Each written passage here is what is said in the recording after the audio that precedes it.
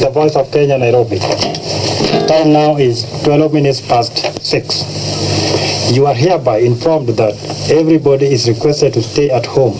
There should be no movement in town. The government has now been taken over by the military until further notice.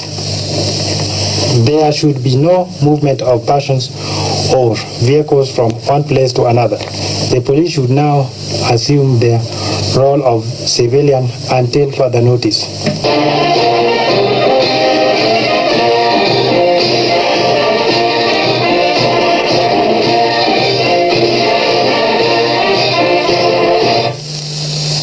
This is the Voice of Kenya, Nairobi.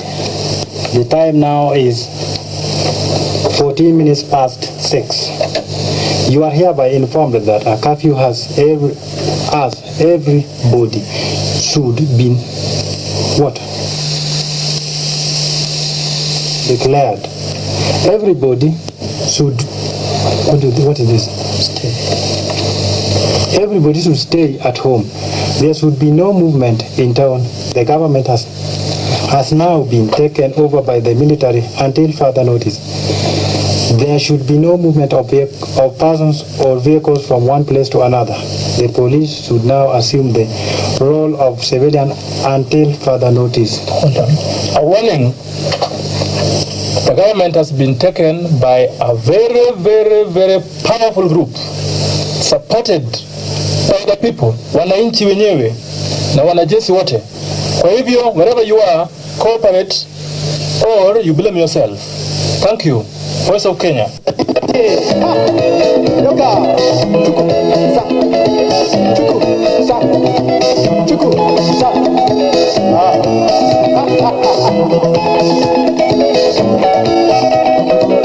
Oh, black and white, entend ça tout casser. Écoutez ça. My dear countrymen, here is an announcement. It is with the greatest pleasure that I announce to you today the overthrow of the corrupt regime of Daniel Toroitich arap Moi by the patriotic forces of our country. As I speak to you now, our country is fully and firmly under the control of our armed forces. Every care has been taken to make the revolution as bloodless as possible.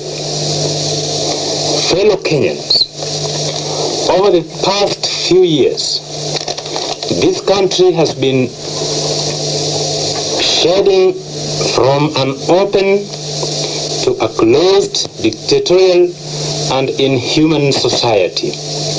The fundamental principles for which many of our people sacrificed their lives during the heroic struggle for independence have been compromised in the interest of a few greedy and irresponsible bandits.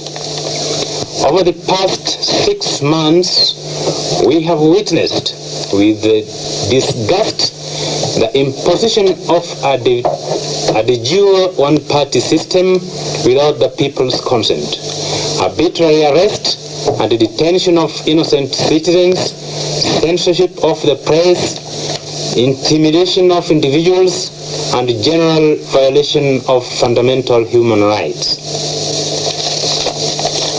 This ruthless oppression and repression is reminiscent of the past colonial days which Kenyans thought were buried at independence. A gang of local tyrants has emerged whose only function is to terrorize and intimidate with senseless warnings. Rampant corruption, tribalism, nepotism has made life almost intolerable in our society. The economy of this country is in shambles due to corruption and mismanagement. The cost of living in Kenya today is among the highest in the world. Wananchi can no longer afford to meet the basic requirements of life due to exorbitant prices of the basic necessities such as food, housing rent, transport. Above that, Kenyans are among the highest taxed people in the world today. Wananchi, under these circumstances, our armed forces have headed the people's call to liberate our country once again from the forces of oppression and exploitation in order to restore liberty, dignity, and social justice to the people. In doing this, we have proved to the rest of the world that no individual or group of people can permanently subjugate or take away the freedom which our fathers and grandfathers so gallantly fought to bring to this country. Like the British imperialists, the same fate will befall whoever attempts to tamper with our freedom. Countrymen, it is not the intention of the military to stay in power indefinitely. As soon as the situation allows, elections will be held and Wananchi will be given an opportunity to choose their leaders. Our immaculate task is to stamp out corruption and set out a concise program of development for Kenya. We will continue with the original policies which this country set at independence and which have been eroded over the years, thus giving rise to the current sad state of affairs. A number of administrative and security measures will be announced in due course. This revolution is entirely an internal affair, and our friends have nothing to fear. We will strengthen relations with our neighboring countries and we will continue to champion the policy of non-alignment and non-interference in the internal affairs of other countries.